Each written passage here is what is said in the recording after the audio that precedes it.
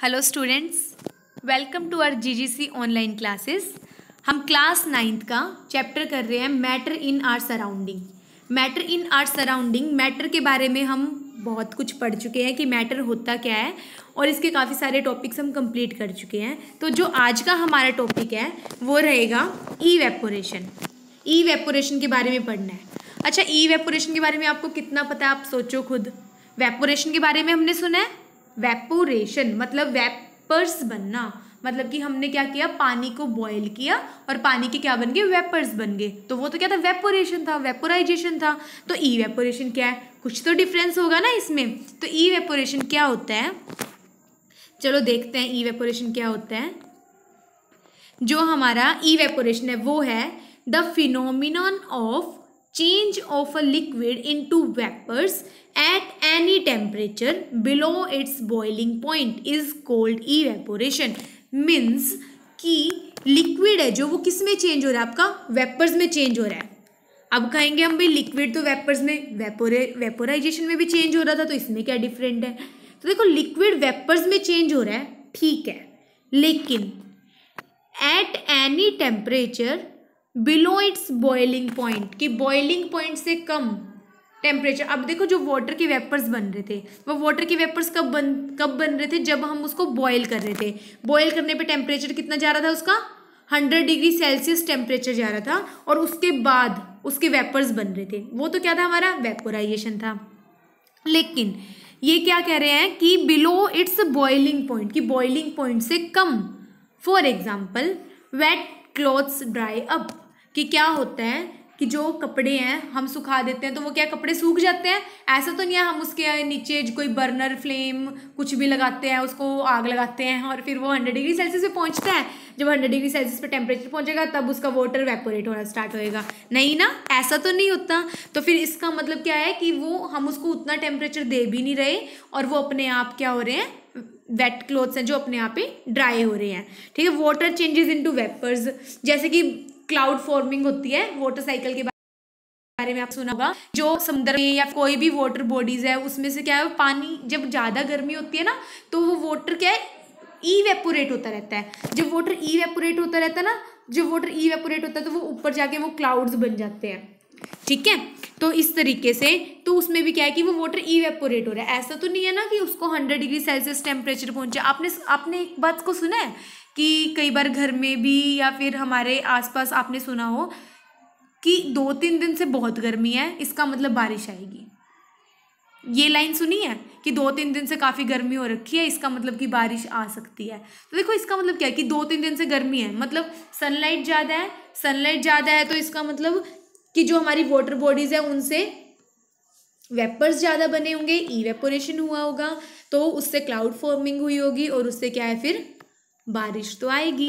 ठीक है, तो ये क्या है, अपना इवेपोरेशन है। अब आप यही लगा लो कि अगर हमारे हैंड पे हमें स्वेट आया है, ठीक है, पसीना आया हुआ है, तो क्या करते हैं हम ऐसा करते हैं कि चलो गैस पे हाथ रखा, भाई वो 100 डिग्री सेल्सियस तक टेम्परेचर पहुंचेगा और फिर वो वेपोरेट होगा। नहीं ना, वो तो अपने आप हो जाता है, हमारी बॉडी से ही हीट लेके इवेपोरेट हो जाता है। तो ये इवेपोरेशन है। तो इवेपोरेशन का क्या मतलब है, the phenomenon of change of liquid. Liquid ठीक है, वेपर्स में चेंज होता है, बिल्कुल होता है, लेकिन at any temperature below its boiling point, boiling point से कम टेम्परेचर पर ही लिक्विड का वेपर्स में चेंज हो जाना क्या होता है, इवेपोरेशन।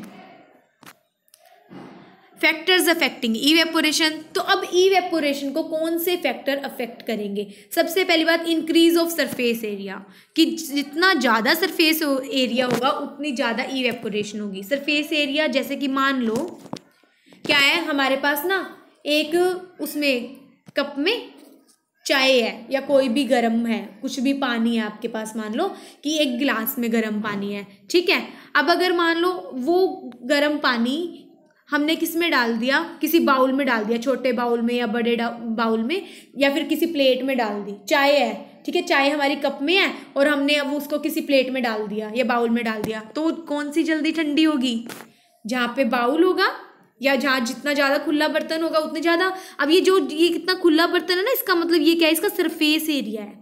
जितना ज़्यादा सरफेस एरिया होगा उतनी ज़्यादा इवेपोरेशन होगी। तो उतनी ज़्यादा जल्दी चाय ठंडी होती है ना। सिमिलरली तो सरफेस एरिया पे डिपेंड होगी।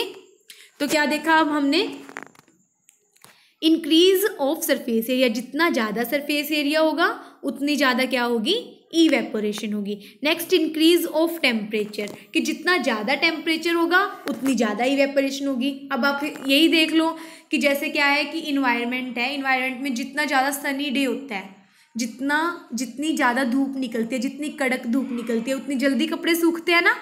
तो इसका मतलब कि जब टेम्परेचर जितना ज़्यादा होगा जितना ज़्यादा टेम्परेचर होगा इवेपोरेशन भी क्या होगी, उतनी ज़्यादा होगी। ठीक है।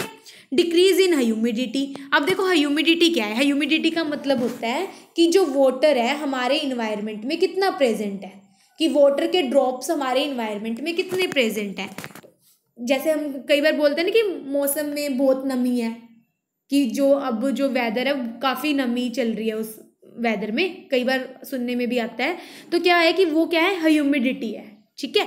तो जितनी, अब आप देख लो कि जैसे हमने कपड़े ही सुखाने हैं, तो वो कपड़े जब अगर बारिश वाला मौसम है उसमें जल्दी सूखेंगे या फिर सनी डे में जल्दी सूखेंगे, ऑफ कोर्स सनी डे में। तो जितनी ज़्यादा ह्यूमिडिटी होगी इवेपोरेशन उतनी कम होगी। तो इसका मतलब अगर इवेपोरेशन हमने ज़्यादा करनी है तो हमें क्या करनी पड़ेगी, ह्यूमिडिटी को कम करना पड़ेगा। कहने का मतलब है जितनी ह्यूमिडिटी कम होगी इवेपोरेशन उतनी ही ज़्यादा होगी।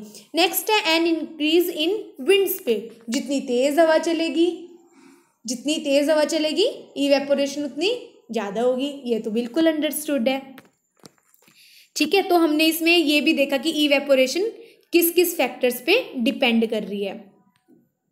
अब बात आती है how does evaporation cause cooling, कि इवेपोरेशन से कूलिंग कैसे होती है, कूलिंग इफेक्ट कैसे आता है। अब आप ये सोचो कि क्या होता है, कई बार आप एक्सपेरिमेंट करके देखना घर पे।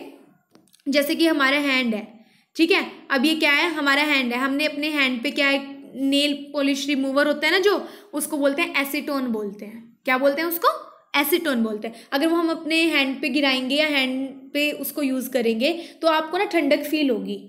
अब वो ठंडक कैसे फील हुई आपको, क्यों ठंडक फील हुई, क्या वो ठंडा होता है, नहीं ठंडा तो नहीं होता, फिर ठंडक क्यों फील हुई हमें। अब देखो उसका नेचर क्या होता है एसीटोन का, एसीटोन इवेपोरेट होता है। इवेपोरेट कैसे हुआ, तो हमें ठंडक क्यों फील हुई। अब जो एसीटोन है ना, हमने क्या किया, अपने हाथ पे एसीटोन को गिराया, कलर दूसरा ले लेते हैं हम। देखो हमने क्या किया, अपने हाथ पे एसीटोन को गिराया। जब हमने अपने हाथ पे एसीटोन को गिराया तो क्या हुआ, इस एसीटोन ने हमारे हाथ में जो हीट थी ना आसपास की, उस हीट को ग्रैब कर लिया, उस हीट को ले लिया, उस हीट को लेके और ये इवेपोरेट हो गया। जब हमारे हैंड से थोड़ी सी भी हीट निकलेगी तो वहाँ पर कूलिंग फील होगी। इस तरीके से क्या है कि इवेपोरेशन है वो क्या इफेक्ट शो करता है, कूलिंग इफेक्ट शो करता है।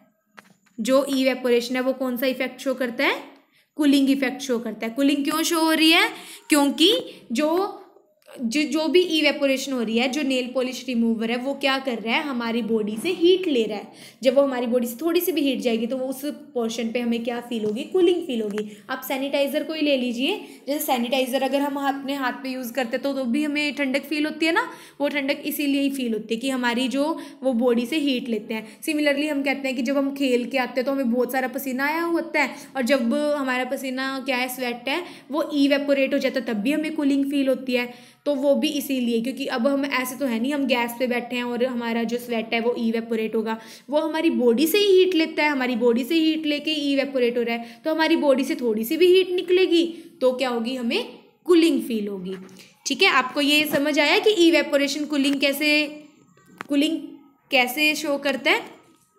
ओके, तो ठीक है, हम थोड़ा सा रिकैप्चुलेट कर लेते हैं। सबसे पहली बात तो हमने इवेपोरेशन के बारे में पढ़ लिया कि इवेपोरेशन क्या होता है। इवेपोरेशन क्या होता है, लिक्विड किस में चेंज हो रहा है, वेपर्स में चेंज हो रहा है, लेकिन बॉइलिंग पॉइंट पर नहीं, बिलो बॉइलिंग पॉइंट से कम टेम्परेचर लेकर जब लिक्विड वेपर्स में चेंज हो जाए वो क्या होते हैं, इवेपोरेशन होता है। अब बात आती है ये किस किस फैक्टर पे डिपेंड कर रहा है, किस पे फैक्टर पे, जितना ज़्यादा सरफेस एरिया होगा उतनी ज़्यादा इवेपोरेशन होगी, और क्या था, जितना ज़्यादा टेम्परेचर होगा उतनी ज़्यादा इवेपोरेशन होगी, और क्या था, ह्यूमिडिटी, ह्यूमिडिटी कम होनी चाहिए ज़्यादा?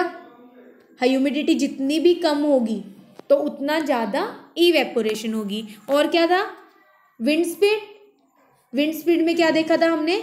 जितनी ज़्यादा विंड स्पीड होगी उतनी ज़्यादा इवेपोरेशन होगी। फिर हमने क्या देखा कि इवेपोरेशन कॉज कूलिंग। तो इवेपोरेशन क्या कॉज करती है? कूलिंग कॉज करती है। आपको इसका रीज़न भी पता चल गया होगा। अब देखो आपका होमवर्क क्या रहेगा। आपने क्या करना है, अब चैप्टर अपना कंप्लीट हो चुका है, चैप्टर के सारे टॉपिक्स हम कवर कर चुके हैं। आपने चैप्टर को बहुत अच्छे से रीड करना है और सारे नोट्स को मैनेज करना है, बहुत अच्छे से समझना है। कुछ भी डाउट्स हो तो पूछ लेना है, ठीक है, क्योंकि मेरे को आपकी फीडबैक चाहिए। अगर आपकी फीडबैक आती है ना तब ऐसा लगता है कि आपको थोड़ा समझ आ रहा है और फिर आगे भी मोटिवेशन मिलती है आपको कुछ करवाने की, ठीक है। तो सबकी फीडबैक आनी चाहिए। और दूसरी बात, आपने सारी रीडिंग लेनी है। तो नेक्स्ट लेसन में हम इसी चैप्टर से जुड़े हुए कुछ इंटरेस्टिंग क्वेश्चंस करेंगे, ठीक है। लेकिन अगर आपने चैप्टर पढ़ा होगा तो आपको क्वेश्चंस बहुत इंटरेस्टिंग लगेंगे। अदरवाइज आप देखो जैसे चैप्टर पढ़ते हो आप वैसे क्वेश्चन भी देख लोगे। तो आई होप आप चैप्टर अच्छे से पढ़ोगे, डाउट्स होंगे तो आप अपने डाउट्स भी क्लियर करोगे। तो मिलते हैं नेक्स्ट लेसन में, तब तक के लिए wish you all the best. Thank you so much.